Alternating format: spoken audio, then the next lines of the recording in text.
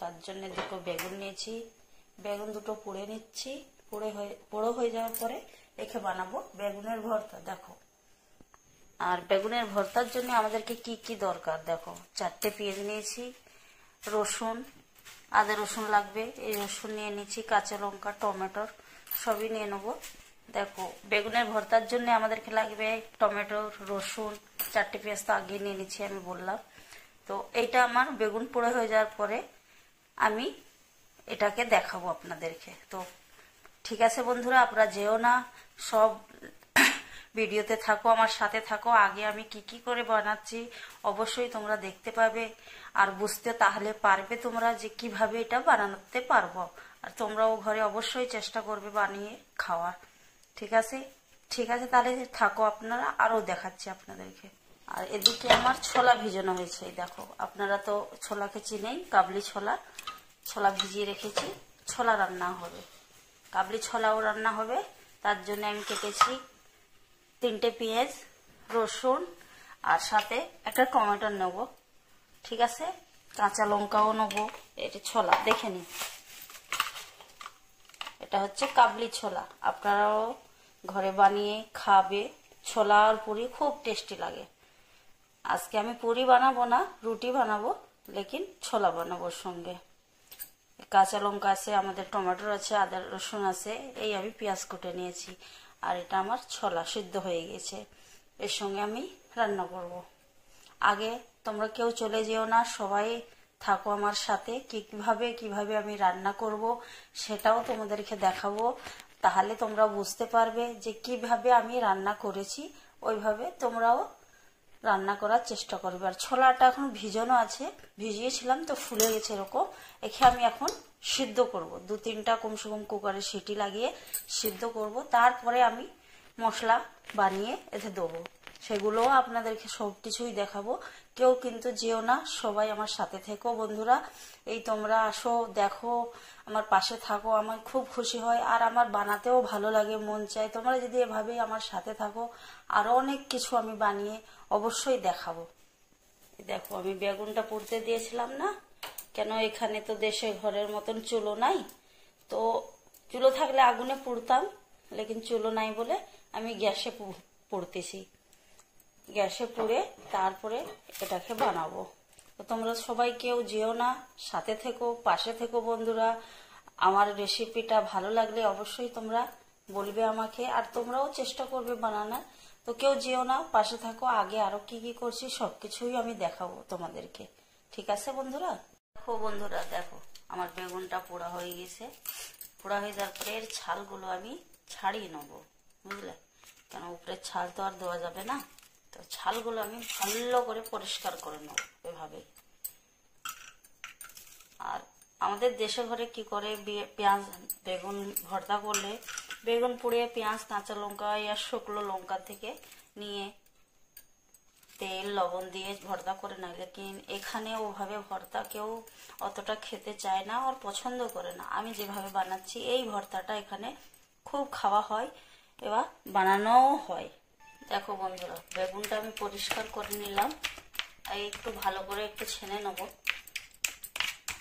ছেড়ে নেওয়ার পরে মশলা দিয়ে বানাবো, ওটাও অবশ্যই আপনাদেরকে দেখাবো। আর আপনারা পাশে থাকেন, সাথে থাকেন, তবে আপনারা দেখতে পারবেন, বুঝতে পারবেন যে কিভাবে আমি বানাচ্ছি। আর তোমরাও চেষ্টা করবে এই ভর্তাটা অবশ্যই ঘরে বানিয়ে খেয়ে দেখবে কেমন হয়েছে এই দিদি ভাইয়ের বেগুন ভর্তাটা। অবশ্যই বাড়িতে বানিয়ে খেয়ে দেখবে। আমার তো খুব ভালো লাগে এই বেগুনের ভর্তাটা, আর এর সঙ্গে খাবে পরোটা, তা আরো ভালো লাগবে। ভাতের চেয়েও টেস্টি লাগবে যখন এর সঙ্গে তুমি পরোটা খাবে। পরোটাটা বেশি ভালো লাগে আমাকে। তোমাদেরকে কি ভালো লাগে সেটা বন্ধু তোমরা দেখে নিও। ভাত দিয়ে খেতেও পারো আর পরোটা দিয়েও খেতে পারো, কিন্তু আমাকে খুব ভালো লাগে পরোটার সঙ্গে বেগুনের ভর্তাটা খেতে, আমার খুব ভালো লাগে। আর তোমাদেরকে কেমন লাগছে আমার ভিডিওটা আর আমার রান্নাটাও অবশ্যই বলবে তোমরা কমেন্টে। আর তোমরা এইভাবেই আমার পাশে থাকো, সাথে থাকো। আমি সব সময় সবার পাশে আছি, সাথে আছি। তোমরা যত আমার সাথে থাকো আমার উৎসাহটা একটু বাড়ে যে আমি ভিডিও বানাই, বানিয়ে তোমাদেরকে দিই, দেখাই। আমার উৎসাহটা, মনের খুশিটা অনেকটা বেড়ে যায় তোমরা পাশে থাকলে। এই আমার বেগুনটা তৈয়ার হয়ে গেছে, ঠিক আছে। আর এই দেখো, বেগুনের জন্য আমি 3টে পেঁয়াজ নিয়েছিলাম, কেটে নিচ্ছি। আর রসুন আছে, এই টমেটো পিস কেটে নিয়েছি। সব কিছু আমি কেটে রেডি করে নিয়েছি। এবার আমরা যাব কড়াই, ঠিক আছে। আসুন বন্ধুরা, কিন্তু কেউ যেও না, চলে আসেন। দেখেন বন্ধুরা, আমার তেলটা গরম হয়ে গেছে। আমি জিরা দিয়ে দিলাম। জিরাটা একটু ব্রাউন হয়ে যাওয়ার পরে আমি আর বাকি মশলা দেবো। দেখো বন্ধুরা, তোমরা এইভাবেই আমার পাশে থাকো সবাই, ভালো বন্ধু হয়ে। আমিও তোমাদের পাশে আছি আর সবসময়ই থাকবো। যত তোমরা আমার ভিডিও দেখো, আমার খুব খুশি হয়, আমি খুব আনন্দ পাই, আমার খুব ভালো লাগে যে আমার বন্ধুগুলো আমার ভিডিওগুলো দেখছে। আর যত তোমরা এই যে আমার সাথে আছো এতক্ষণ, আমার খুব আনন্দ হলো, খুব খুশিও পেলাম। কি দিয়ে বোঝাবো বলতে পারছি না, আমি খুব খুশি পাই।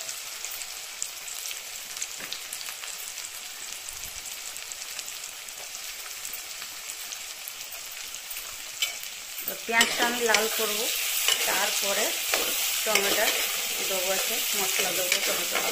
আমার পেঁয়াজটা এখন লাল হচ্ছে, দেখুন। আর ওই যে ছোলা সিদ্ধ ভিজিয়েছিলাম, দেখিয়েছিলাম তোমাদের, এই দেখো আমি কুকারে সিটি লাগানোর জন্য দিয়েছি। এতে 3-4টে সিটি লাগলে সিদ্ধ হয়ে যাবে, তখন ছোলাটা রান্না করব, সেটাও অবশ্যই দেখাবো। আর পেঁয়াজ আমার এদিকে লাল হচ্ছে, দেখো বন্ধুরা, আমার পেঁয়াজটা আবার লাল হয়ে গেছে, কত সুন্দর। এতে আমি টমেটো দেবো।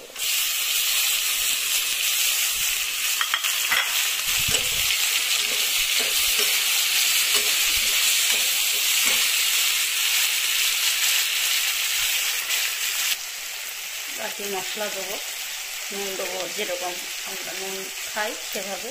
নুন তোমরা পরিমাণ হিসাবে দিতে পারো, যে তোমরা নুন খাও সেভাবে। আর বাকি মশলা দেবো, জিরা পাউডার, গুঁড়ো লঙ্কা, হলুদ গুঁড়ো অল্প, ধনিয়ার গুঁড়ো,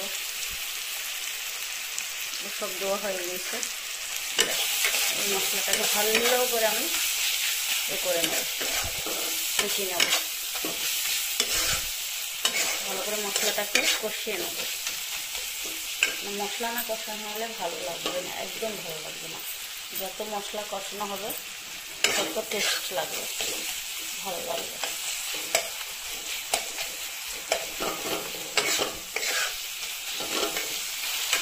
দেখো বন্ধুরা, মশলা কষানো হয়ে গেছে, বেগুন ভর্তার মশলাটা কষানো হয়ে গেছে। দেখো কত সুন্দর দেখাচ্ছে, দেখো কি সুন্দর কালার বসে গেছে, তাই না বন্ধুরা?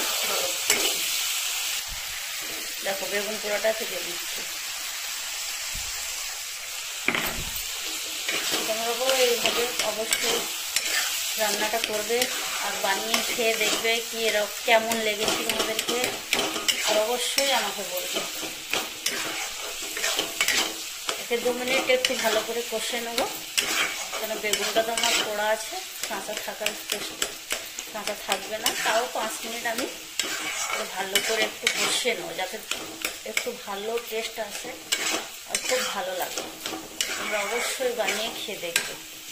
দেখো বন্ধু, আমার বেগুনের ভর্তা একদম রেডি। কেমন লেগেছে তোমাদেরকে অবশ্যই বলবে, জানাবে আমাকে তোমাদেরকে কেমন লেগেছে। আমার বেগুনের ভর্তা একদম রেডি। এবার রেখে লেবিয়ে আমি উপর থেকে কাঁচা ধনিয়ার পাতা দিয়ে দেবো। দেখ, আমার বেগুনের ভর্তাটা ঢেলে নিয়েছি, উপর থেকে খালি ধনিয়া কেটে রেখেছিলাম ওটাকে দিয়ে দিচ্ছি। তোমরাও অবশ্যই বানিয়ে দেখবে কেমন হয়েছে, আমাকে বলবে। আর ছোলাটা সিদ্ধ হচ্ছে, আমার সিদ্ধ হয়ে যাওয়ার পরে ওটাও বানাবো, তো তোমাদেরকে অবশ্যই দেখাবো। আমার ছোলা বীজ সিদ্ধ হয়ে গেছে, দেখো ছোলাকে আমি সিদ্ধ করে নিয়েছি। এবার আমি রান্না করবো ছোলাকে, এটাও তোমাদেরকে দেখাচ্ছি, সাথে থাকো। এই দেখো আমার তেল হয়ে গেছে গরম, এতে আমি ছোলা বানানো হবে। এবার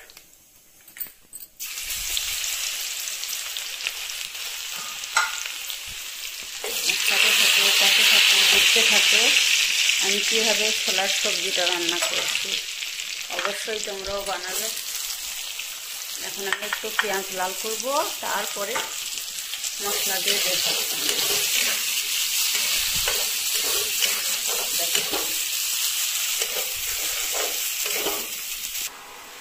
দেখো বন্ধুরা, আমার পেঁয়াজ লাল হয়ে গেছে। এখন মশলাটা দিয়ে দেবো।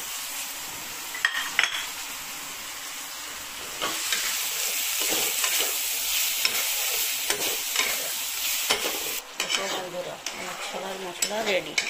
এই দেখো কত সুন্দর লাগছে। মশলাটা কষা হয়ে যাওয়ার পরে রক কালারটা দেখো এত সুন্দর লাগছে। তোমরা অবশ্যই বানিও বাড়িতে। আর এখানে ছোলা দিয়ে দেবো।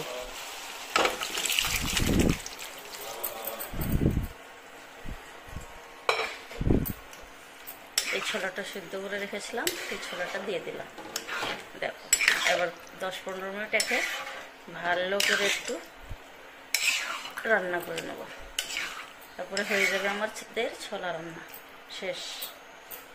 10 মিনিট একে ভালো করে রান্না করবো। দেখো দেখো বন্ধুরা, আমার রান্না কমপ্লিট। এটা ভাতের সাথে খাওয়া হবে, ওর জন্য একটু ঝোল রেখেছি। দেখো দেখতেই পারো তোমরা। আর উপর থেকে একটু ধনিয়া দিয়ে দেবো, কাঁচা ধনিয়া।